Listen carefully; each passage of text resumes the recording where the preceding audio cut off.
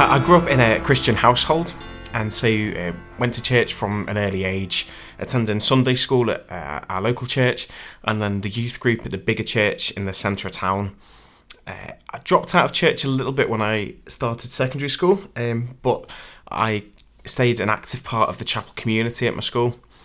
And then when confirmation classes started, I signed up because it was what you sort of did if you were a kid in a church family.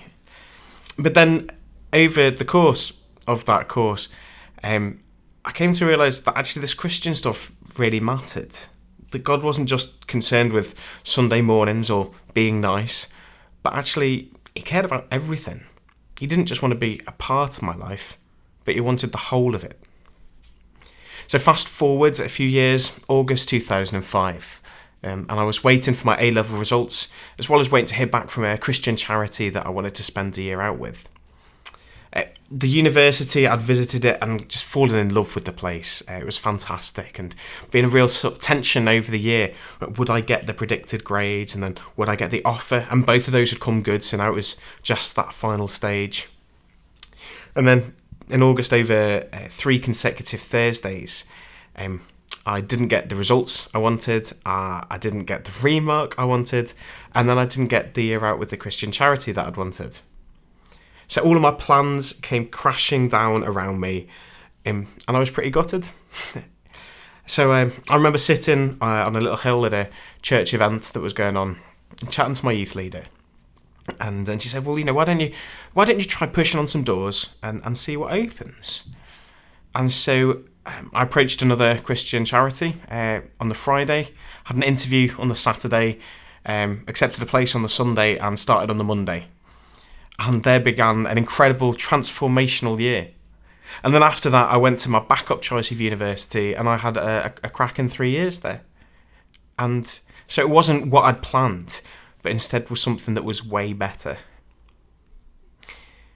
One of the most challenging things that I've had to come to terms with as a Christian is when I get things wrong. As a child, I would hear or read about people who'd done terrible things, and then they'd come to know Jesus and then live radically different lives, transformed lives. My experience seemed to be that having made a commitment to follow Jesus, I then made some spectacular errors that left people deeply hurt. And for all of the examples in the Bible of people who'd followed God and also got it wrong, David and Peter, I couldn't get my head around the fact that I seemed to be a bad Christian.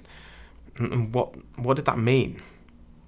And unpacking that has taken time. There's many elements in recognition of my sin, recognising that the world's not all that it should be, and learning that I'm not defined by my sin, but by God's grace, that God's love is big, and that community, church, is a key area for honesty and support.